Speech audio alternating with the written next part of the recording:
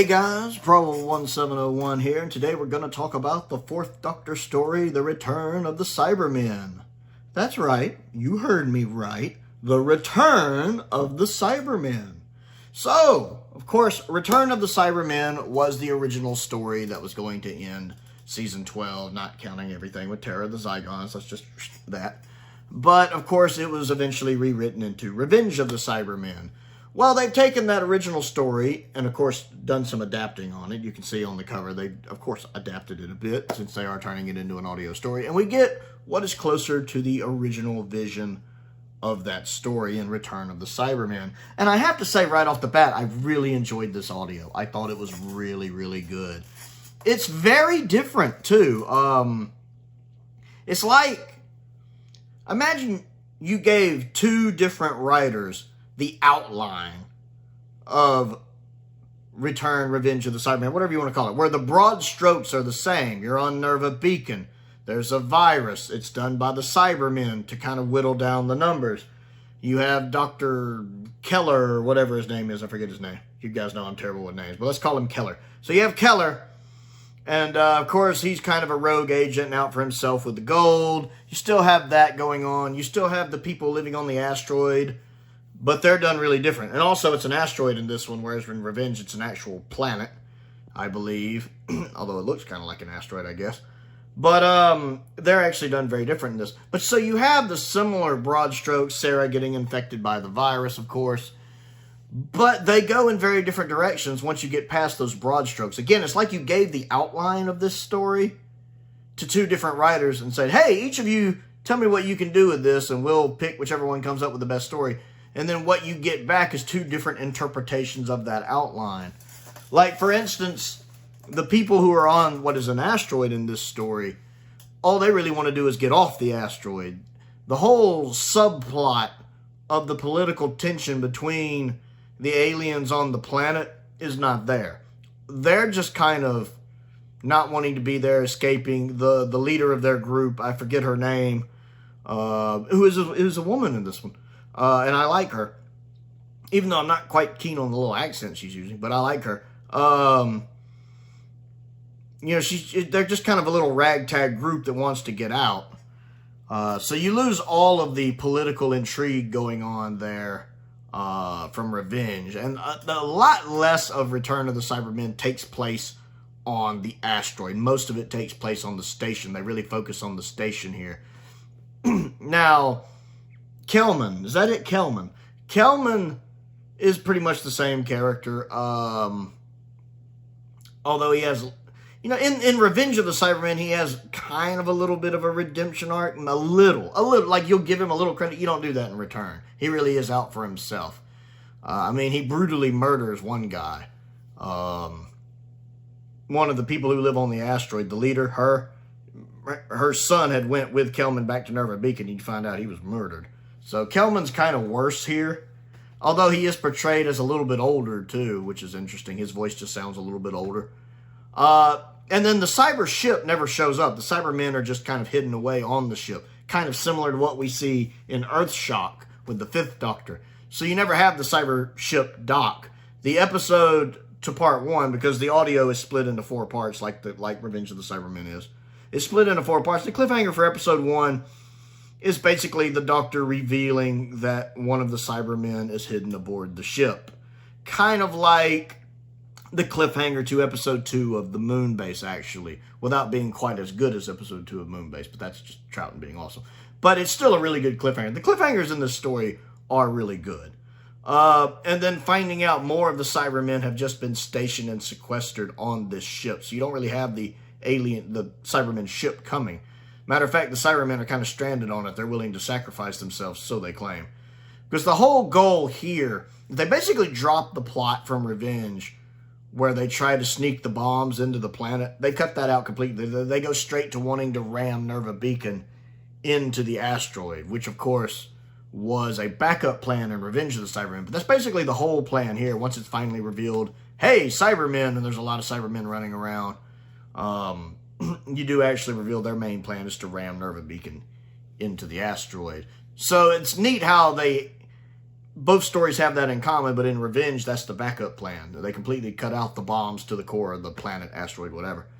Which is interesting. Again, more of the story takes place on Nerva Beacon. Tom Baker is phenomenal in this. I mean, in general, the voice cast are all good. I don't really have any complaints. Again, a little bit of the accent, the leader of the people on the asteroid, the accent she uses doesn't really work for me. But I think she also voices the other main female character besides Sarah in it. And she's good there because the surviving group of people on Nerva Beacon, there is a woman character in there now, and I liked her. She came in pretty handy in the story. I like how well she's written. And all of the voice cast are putting in good performances. The guy who is voicing Ian, which it doesn't sound like, or Harry, I should say, is voicing Harry, does not sound like Ian Marter completely. I mean, I knew the whole time, okay, this just doesn't sound like Ian. But he's good. And he seems to have Harry's mannerisms down. To where, once I adjusted to the fact it didn't sound like Ian, I was fine with him. And I like Harry as a character in the story. And Sadie, of course, does a great job filling in for her mom, voicing Sarah Jane. And I always love the fact that they have Sadie doing Sarah Jane now. I love that. That is the one person the fandom is like, okay, we definitely accept that. Because Sarah's such an important character. And Sarah's out of the story a little bit because she is infected by the virus. So I think you pretty much have one part of the story where she's just not in it at all because she's recovering or sick with the virus.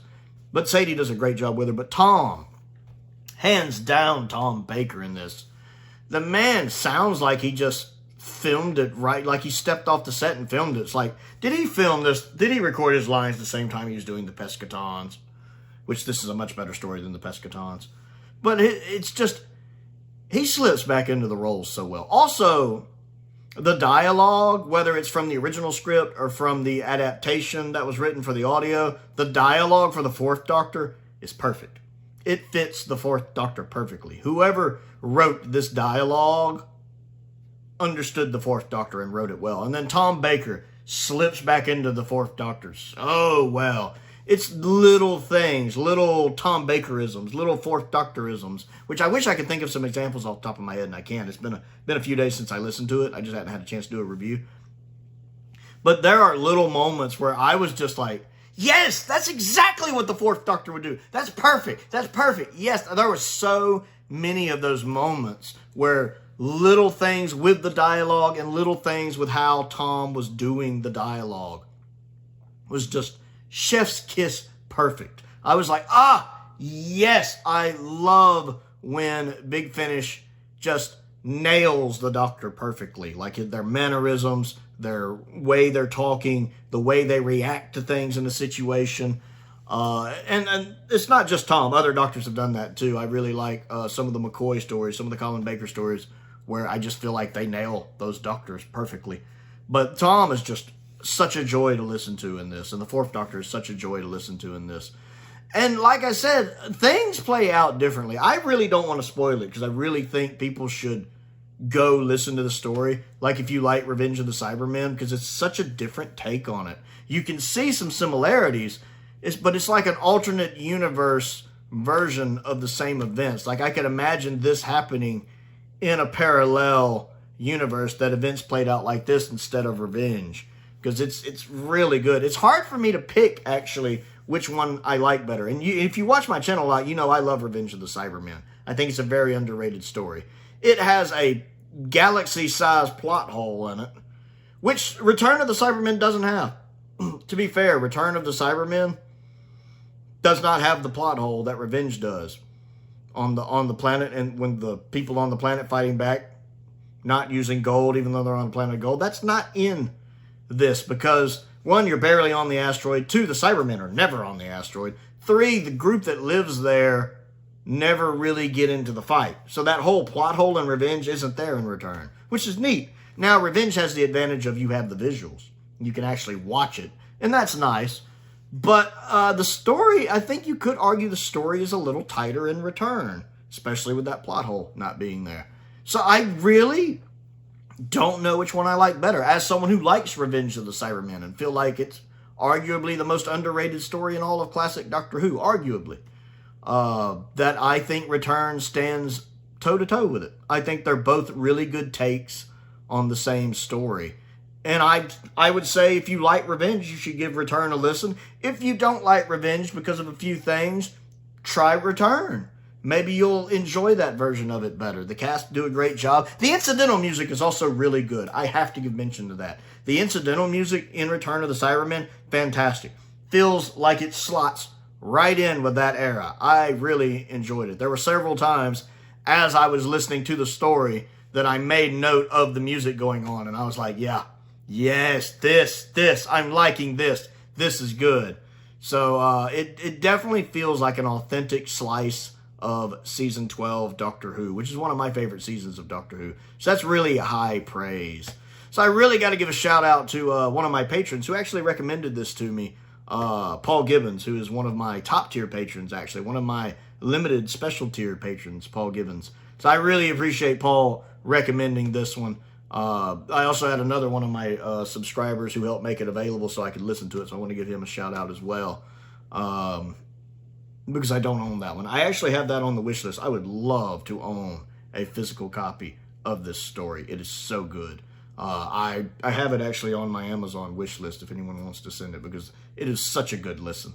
I highly recommend it, especially for someone who lately, I've listened to a lot of Big Finish lately. A lot of my patrons have, or at least a few patrons who tend to actually use their request, have really wanted some Big Finish lately. And I had hit a point, because some of the Big Finish stories I'd listened to hadn't been as good. They'd been mediocre to not good, like, was it Force of Death or whatever? The Eighth Doctor was pretty bad. Sirens of Time was very middle of the road, but not overly great. I feel like there was another one in there that I didn't really... Oh, The Beginning. Oh, that one was dreadful. So it's nice to get a Big Finish story that really had me excited and amped up. Plus, it's a unique take on a story I already like, which was a blessing. I really enjoyed that. As someone who was like, man, I really need a break from Big Finish, this really kind of got me reinvigorated a little bit. It's nice to kind of have one that's just kind of wowed me when one hasn't wowed me like that in a little while at least. So probably since The Architects of History maybe, which was really good. So it was really, really nice to kind of get that. It's a really nice take on Revenge of the Cybermen, doing it with the more original version of the script, Return of the Cybermen. It's hard to pick a favorite between them. They're both good. So I want to know what you think of Return of the Cybermen and Revenge of the Cybermen. Comment down below and let's talk about it. Don't forget to click the like button and the subscribe button as well. I also have a Patreon if you would like to support me on that, and that does get you access at certain tiers to video requests you can make if you have things you want me to do reviews on. I want to give a shout out to some of my top tier patrons: Colin Coney, Finn Perkins, Unknown289, Sam Venning, and Paul Gibbons. I really appreciate their support as I do the support of all of my patrons. It's very much appreciated.